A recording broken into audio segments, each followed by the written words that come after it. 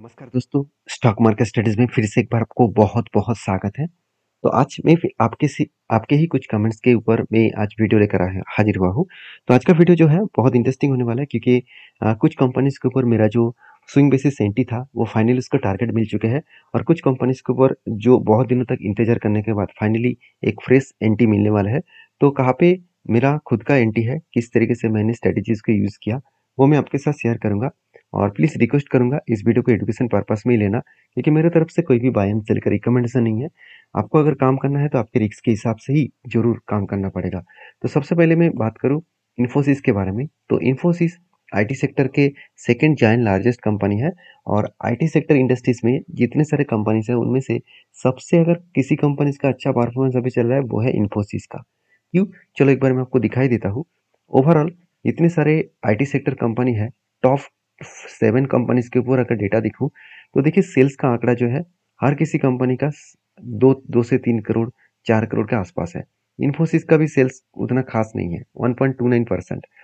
तो HCL take का भी 7% और उसके साथ साथ आप देखेंगे एलटी माइंटी का 2.5% और बाकी कंपनीज का नेगेटिव है। सिर्फ पार्सिस्टेंट के ऊपर 14.91% के आसपास है।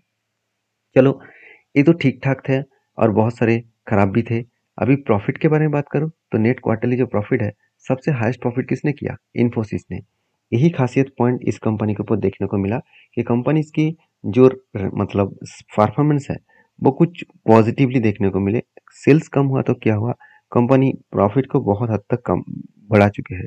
ये कंपनी के लिए गुड पॉइंट्स है जो कंपनी को आगे बढ़ने के लिए काफ़ी है।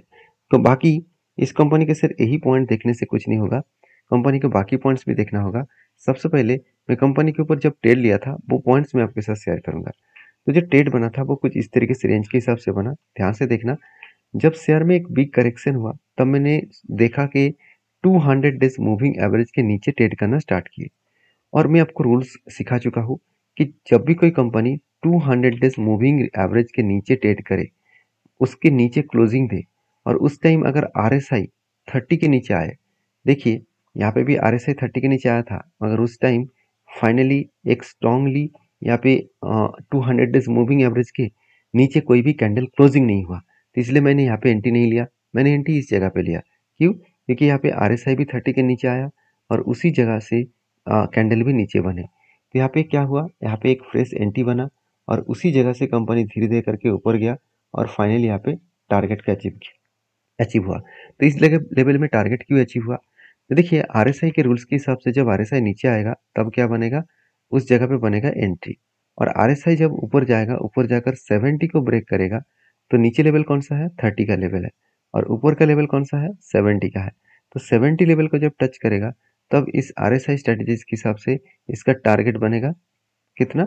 सॉरी, इतना जिस लेवल में इसका हाई होगा उसी जगह पे इसका टारगेट बनेगा। तो फाइनली इसके टारगेट यहाँ पे बने और कुल मिलाकर 11.5% के आसपास रिटर्न मिले और वो भी 72 डेज में। तो कहने का मतलब है कि अगर आपको स्ट्रेटेजीज के ऊपर भरोसा है तो स्ट्रेटेजीज आपको एक बार नहीं बार बार प्रॉफिट देता रहेंगे। जैसे पहले भी एक इसी तरीके से सेम टू सेम रेंज बना। यहाँ पे देखिए RSI 30 के नीचे आया था और 70 के ऊपर गया तो यहाँ पे एंट्री बना और यहाँ तक टारगेट बना। तो कुल मिलाकर जो टारगेट निकल के आया था 15-15.5% के आसपास और वो भी 51 डेज में।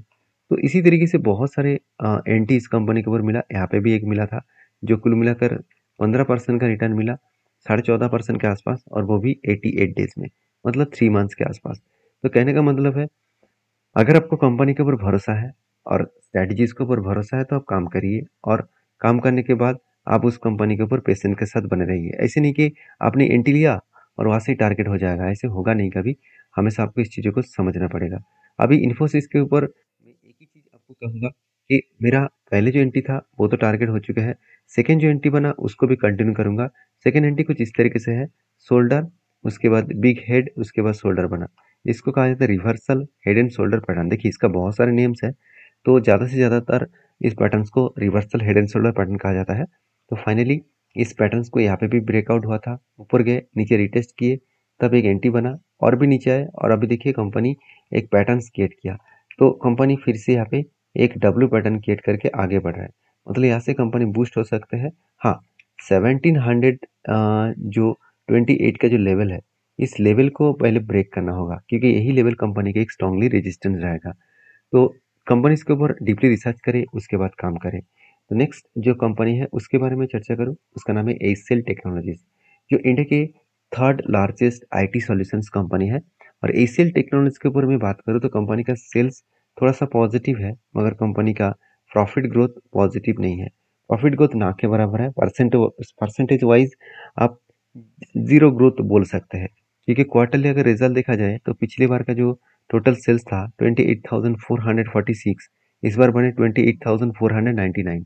तो छोटा मोटा यहाँ पे ग्रोथ दिखा, मगर टोटल नेट प्रॉफिट जो है वो आप देख सकते हैं 4,351 से लेकर 3,995 करोड़ के आसपास टोटल नेट प्रॉफिट हुआ। तो ऐसे क्या हो गया कि कंपनी इतने दिनों से अच्छा काम कर रहा था, फाइनली अभी कंपनी का नेट प्रॉफिट कम होता देखने को मिला है। तो ऐसे कोई भी गड़बड़ी नहीं है, कंपनी बेसिकली जो बिजनेस है वो कहाँ पे कर रहा है वो देखना बहुत इंपॉर्टेंस है। अगर कंपनी के रेवेन्यूज के बारे में बात करूँ तो ओवरऑल आप देख सकते हैं कंपनी के सॉफ्टवेयर के ऊपर ही 72% बिजनेस है। और इस सॉफ्टवेयर के ऊपर जो बिजनेस हो रहा है वो कहाँ पे हो रहा है, देखिए सबसे ज़्यादा कंपनी के बिजनेस हो रहा है यूएसए में, अमेरिका में 65%, यूरोप में 28% और रेस्ट ऑफ वर्ल्ड में 5.9%। मतलब ज़्यादा से ज़्यादा बिजनेस जो है वो देखा जाए तो बाहर की कंट्री में ही हो रहा है। और वही कंट्रीज में हो रहा है जो उस कंट्रीज में अभी इकोनॉमिकली बहुत ज़्यादा वीक है मतलब इकोनॉमिकली बहुत ज़्यादा क्राइसिस है। इस तरीके से वो कंट्री का इकोनॉमिकली ग्रोथ हो रहा था वो थोड़ा सा रुक चुके हैं। तो सोचिए जो इकोनॉमिकली ग्रोथ अगर रुक गए तो वहाँ पे तो टाइम लग टाइम लगेगा रिकवरी होने में। तो एशियल टेक के ऊपर मैं एक ही बात कहूँगा कि कंपनी का परफॉर्मेंस ज़बरदस्त है, क्योंकि कंपनी का वैल्यूएशन भी देखा है तो सस्ते में है। कि कितना सस्ते है वो मैं आपको बता दूँ, पी रेशियो एक बार हाई हो गया था 33 के आसपास और आज पी रेशियो 25 के आसपास है। और एवरेज पी रेशियो निकल कर है 20 के आसपास। कोई बात नहीं, कंपनी का वैल्यूएशन सस्ते में देखने को मिला, R O C R O best है, इनकम जबरदस्त है, डेप्थ एकदम जीरो है और प्रोमोटर के पास होल्डिंग्स भी जबरदस्त है, अर्निंग पर शेयर भी 57 रुपीज़ के आसपास है। तो हर हिसाब से देखा है तो कंपनी बेस्ट परफॉर्मेंस कर रहा है। और कंपनी का बैलेंस शीट भी देखेंगे तो कंपनी का कर्जा पहले 7,000 करोड़ के आसपास हो गया था, वो आज 5,700 करोड़ हो चुके हैं। रिजर्व भी लगातार बढ़ते चले गए, 3,000 से लेकर रिजर्व बढ़ के 67,000 करोड़ के आसपास हो चुके हैं। उसी तरीके से अगर देखा जाए तो टोटल जो एसेट है उसके बारे में बात करूँ तो टोटल एसेट अराउंड 57,000 करोड़ के आसपास देखने को मिला। तो ओवरऑल कंपनी का परफॉर्मेंस अच्छा हो रहा है, इसीलिए एज ए इन्वेस्टर भी इस कंपनी के ऊपर ट्रस्ट किया है। जैसे F S D S public, उसके साथ साथ प्रोमोटर, प्रोमोटर के पास जितना होल्डिंग पहले था आज भी है, एफएस के पास भी जितना होल्डिंग्स पहले देखने को मिला था आज भी है, डीएस के पास जितना होल्डिंग देखा था उतना ही है और पब्लिक के पास भी अच्छा खासा होल्डिंग्स है। ओवरऑल अच्छा खासा यहाँ पे होल्डिंग्स देखने को मिला है, इस होल्डिंग के बेसिस में कंपनी आगे बढ़ने का पोटेंशियल लगता है। बाकी आपके क्या ओपिनियन है जरूर मुझे कमेंट्स करके बताना। नेक्स्ट जो कंपनी है उसके बारे में चर्चा करूँ, उसका नाम आप देखेंगे, सॉरी एशियल टेक के ऊपर एक बार चार्ट पैटर्न को आपके साथ शेयर करूंगा। देखिए बेसिकली जो चार्ट पैटर्न्स बना है, अगर मैं एशियल टेक के चार्ट पैटर्न्स को ध्यान से देखूं तो एक पैटर्न्स बना था कुछ इस तरीके से, कफ विद हैंड पैटर्न्स बना था। फाइनल उसका ब्रेकआउट हुआ और शानदार तरीके से उसका टारगेट को अचीव किया।